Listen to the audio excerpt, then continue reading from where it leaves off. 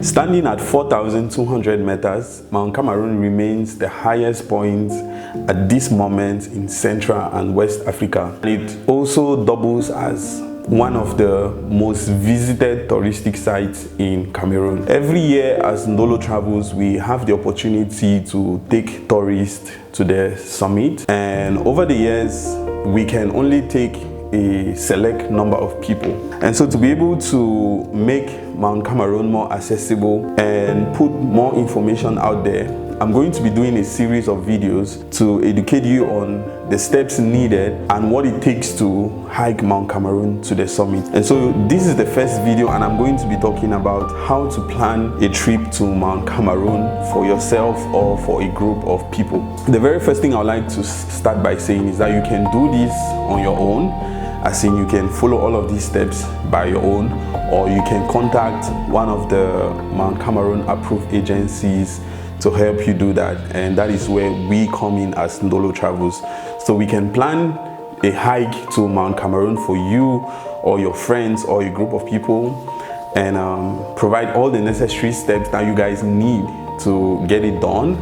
Or you can follow this guide that I'm going to give you. So the very first thing you should understand is that Mount Cameroon is a very difficult hike. Mount Cameroon, I think I may be wrong, but the total hikeable kilometers from the ground to the top and back is about 28 kilometers. That's an impressively long distance that 90% of it you cover it hiking. I mean, hiking at elevations of 60 degrees and above from start to the summit. That's a really difficult hike, and if you have to attempt something like that, you need to be physically fit as well as very, very mentally fit, because it's going to try every aspect of your body. It's going to try your muscles, it's going to try your mind, and it's going to try how strong you are. Now, in as much as it remains a very valuable experience that can challenge you and transform many areas of your life, you don't have to approach hiking Mount Cameroon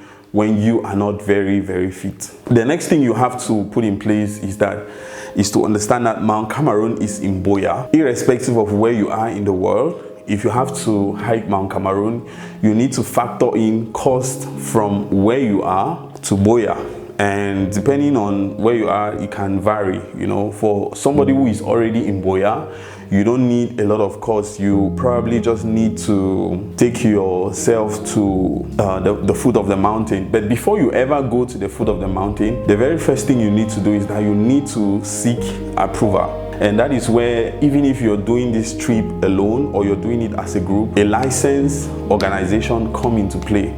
And this is because over the years, many people have unfortunately lost their lives due to negligence. And so in a bid to bring in some level of stability and also to protect the lives of the park users and the ecosystem of the Mount Cameroon National Park, it is forbidden to take yourself up to the mountain without getting the entry permit, and as well having a trained Mount Cameroon tour guide, and in some cases a porter who can help you if you have load. And so if you have to hike Mount Cameroon, these are some regulations that have been put in place for your safety as a tourist. And so the first thing, you have to get fit. The next thing, you need to come to Boya, work with either Ndolo Travels or any other licensed Mount Cameroon institution, so you can get the necessary permits and you can get a trained tour guide. Now, whenever we talk to people and we advise them to take tour guides and stuff, some people raise the concern that they have hiked Mount Cameroon in the past. That notwithstanding, the terrain of the mountain is constantly changing. It's not like the road to Yaoundé or the road to Douala or the road to wherever you know that is constantly being graded. No, the roads to Mount Cameroon are basically footpaths that are coordinated every year, and sometimes the paths are changed as landslide occurs and other weathering just occurs on the mountain. And so the path that you probably had in mind 2-3 years ago may not be the path that is currently being used to take people to the summit. And so it is very important that even if you're doing this hike as a group or as a solo person, get a tour guide who understands the road. The next thing you have to do is that you need to bring the necessary energy requirements or assistance to hike that you need. You know, in as much as it's advised to go with your strength, sometimes having things like glucose, having things like energy drink, and having water, especially if your system easily gets contaminated, is very, very important for your safety on the mountain. In recent time, I think about 7 years ago, an eco lodge was constructed at what used to be Head 2. Now there is a fully decorated eco lodge with a dining center with beds and blankets and lodges, just to ensure that tourists who hike Mount Cameroon get a proper rest at Head 2.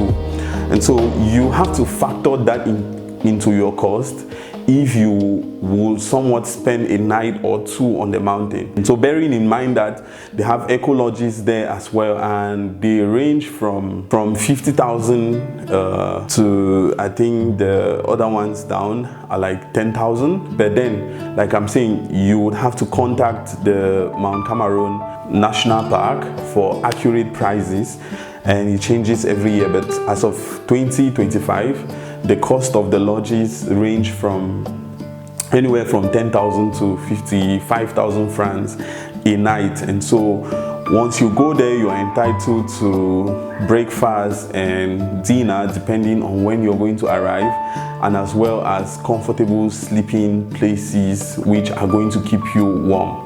Another thing you have to put in mind when you want to prepare a group trip or if you want to hike Mount Cameroon is the fact that the higher you go, the colder it becomes and the lesser the oxygen is up there. And so if you're somebody who has an existing health challenge, you have to contact the health personnel before you ever embark on a hike like that. One of the editions where we hiked Mount Cameroon, we had an instance where a participant had asthma, and we as the organizers were totally not aware about, and we were blown away when we saw a participant having an asthmatic attack and she was not close to her spray and stuff like that.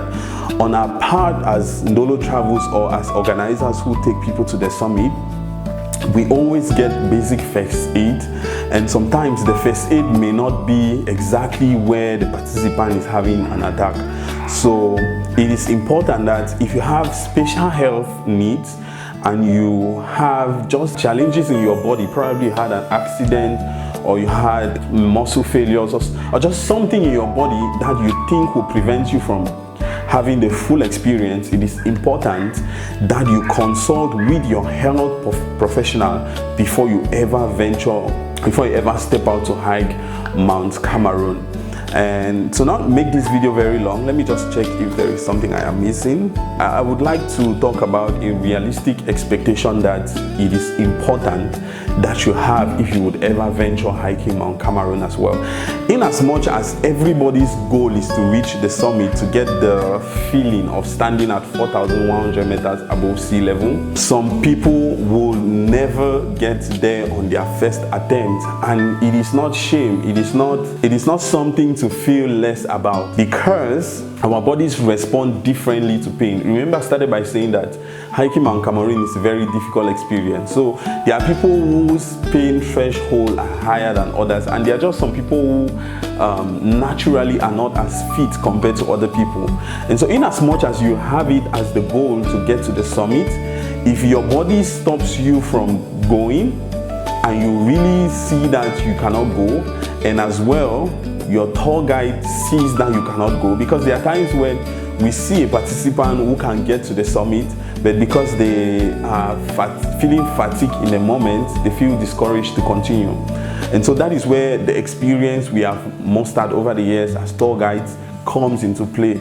And so if you are advised to quit at a particular point, please don't force it, because your health is predominant. Your health is paramount, and the terrain of the mountain, in as much as all security measures are always put in place, especially if you hike with a team like us. The speed with which help can come to you in the case of an emergency is much slower compared to if you were down here, because remember, everybody who is going up there is hiking, and sometimes we're hiking slow, and sometimes we have a couple of other people to watch after. Sometimes we advise people to quit when it's still close to Boya, because they can either get help, we can call for help down from the city to come and help them, or we advise people to end at Head 2 where the ecologists are, so that they can get proper rest for their body to be able to come back down to Boya. And so give yourself the room to experience everything that is up there, the beautiful landscapes, the beautiful people that you'll probably be hiking with, and every other experience you're going to have up there. But also understand that if your body refuses to go further, you shouldn't push it too much. If there are any other questions or any other help that you would need pertaining to hiking Mount Cameroon, you can always contact us at Ndolo Travels on any of the social media, or you can put a comment under this video and we are going to be there to respond to you and provide you the help that you needed. Our desire is that as many people as possible get to experience what hiking Mount Cameroon feels like. Honestly, it is one of the challenges that very few people in life get to do, and so if you are in a position where you can attempt it, be proud of yourself and give it a shot. So thank you for watching this video. See you in the next video, where I am going to be talking about, is Mount Cameroon safe for tourists, considering everything that is happening right now in the southwest region. So see you in that video.